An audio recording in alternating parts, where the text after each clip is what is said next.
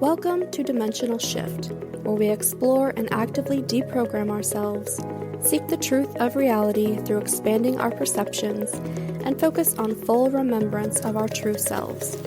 As we begin to connect to our true selves, we will also see the truth of this illusory reality and the way it controls us through our manipulated perceptions. As soon as we fully remember our true selves, we will also see the enemy for what it is and how to rebalance the system by freeing ourselves and assisting others to do the same, creating a domino effect into the evolution of human consciousness.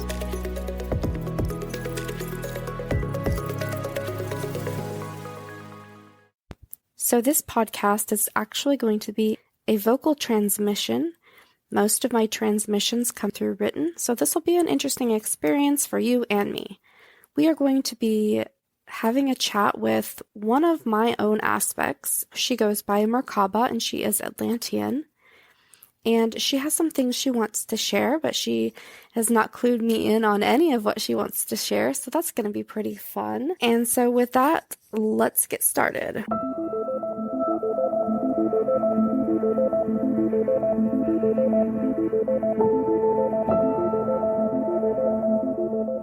Hi everyone, I'm Merkaba, and I'm a technician in Atlantis.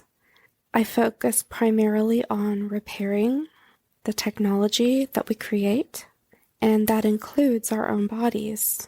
Not saying we are robots or androids, but when you look at even the human body as a computer, it can be repaired and maintained in a very similar way.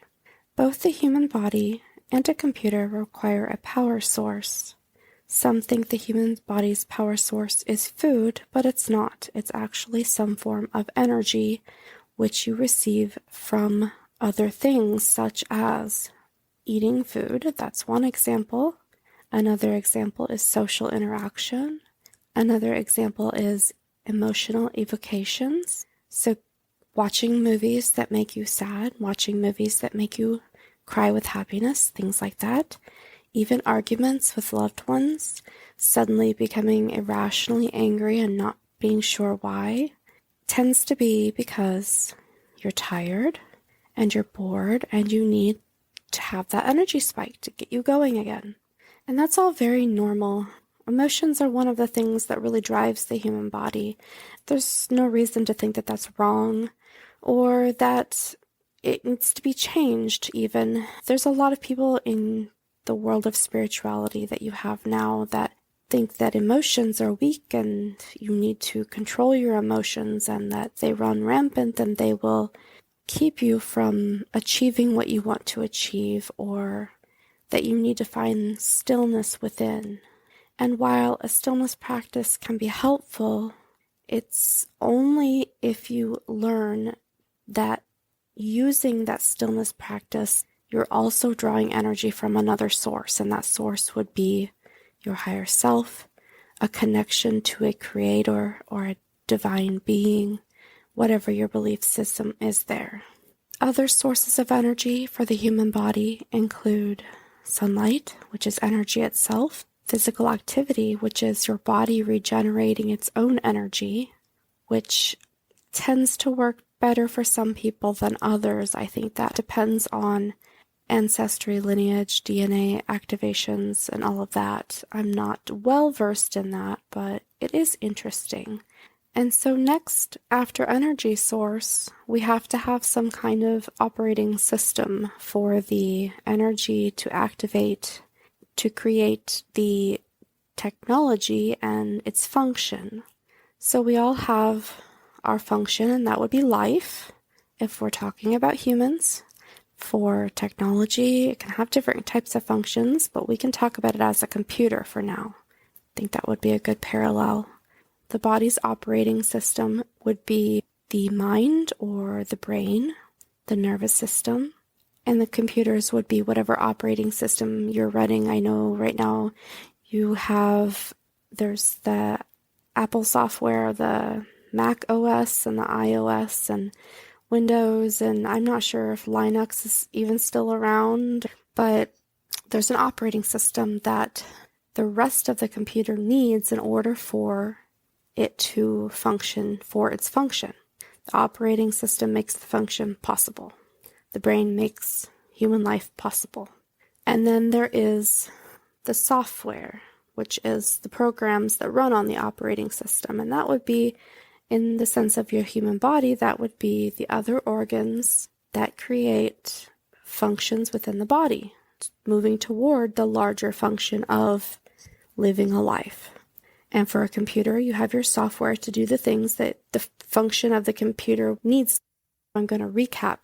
You have your energy source. For humans, there's a few different ones. Primarily emotions, taking energy from others through emotions.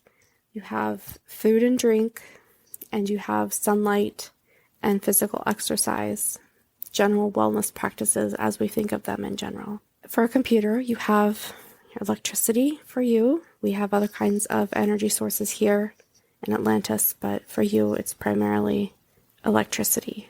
And then you have your operating system, your hardware, and that would be the brain and the human, and whatever operating system you're using on your computer.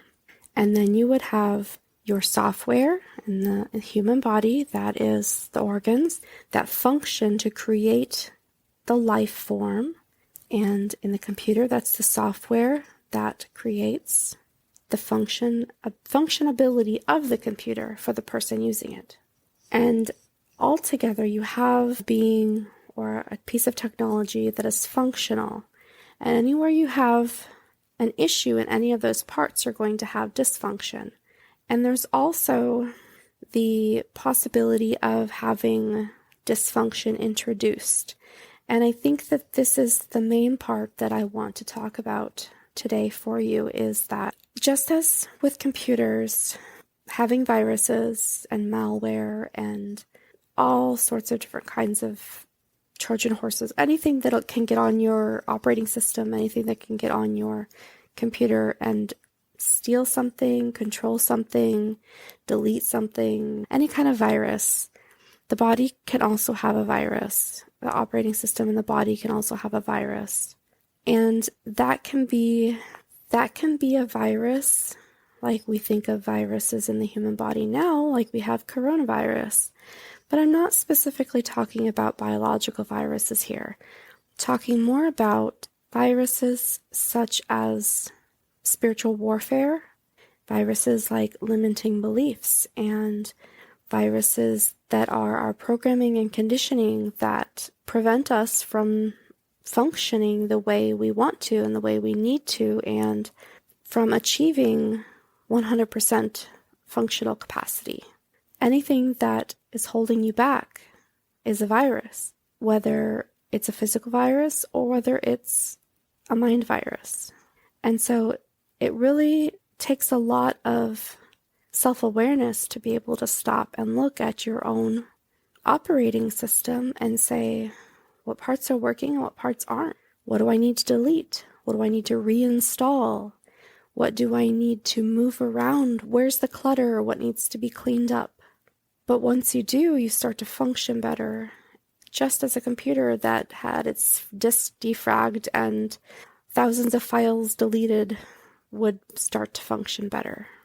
And these beings that introduce these viruses into us do it for different reasons.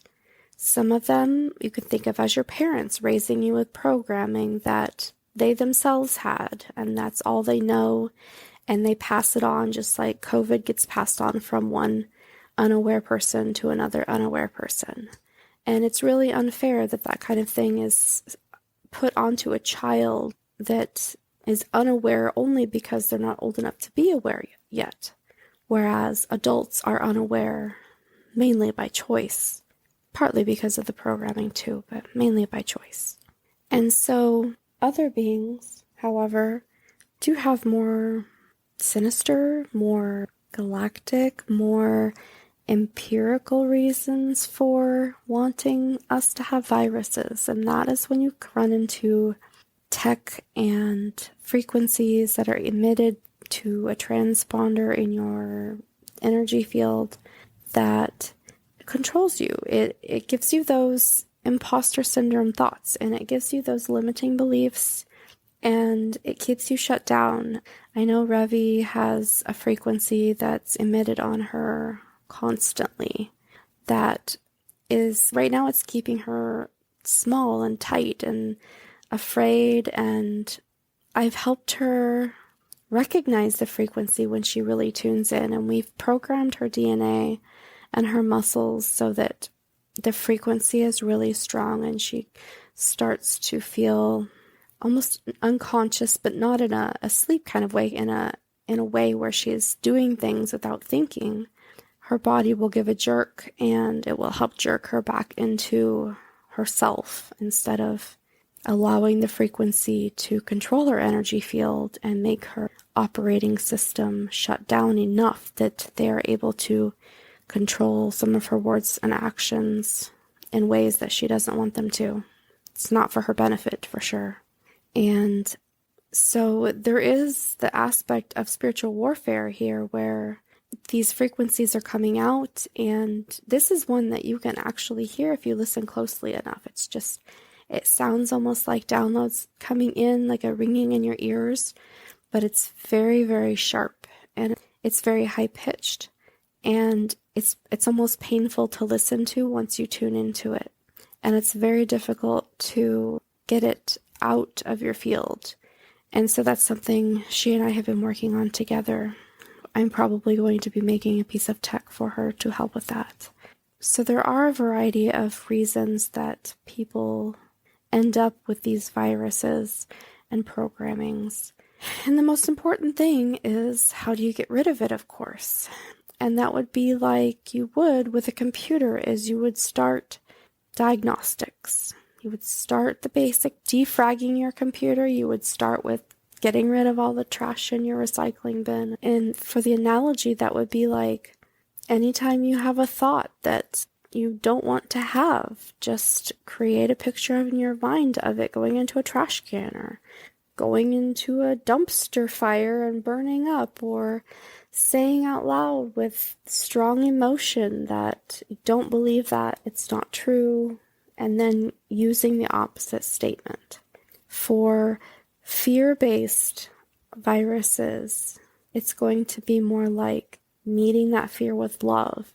And that's, I'm afraid of this, and that's okay. I can be afraid and I can love myself through it. Showing yourself kindness when you're afraid is really, really important.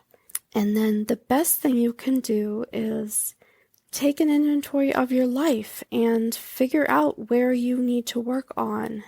Meaning, does my relationship with this person need help? Do I need to run an antivirus there? Is there a reason that this person and I are not getting along? Or is there a reason I'm extremely dysfunctional at home and I can't get any of my chores done? Or is there a reason that I avoid meditating every day?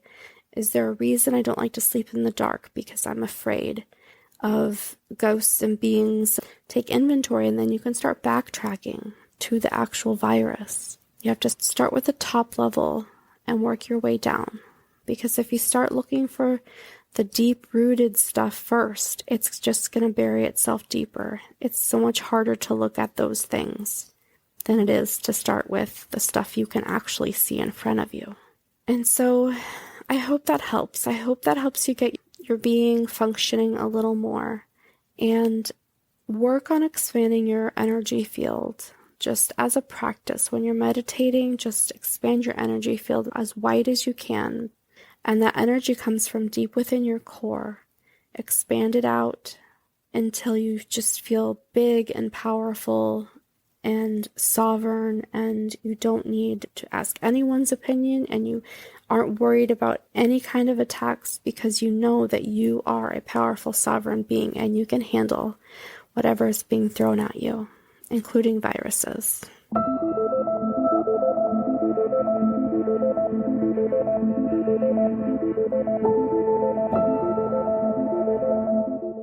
Okay, Revi back here. That was fun.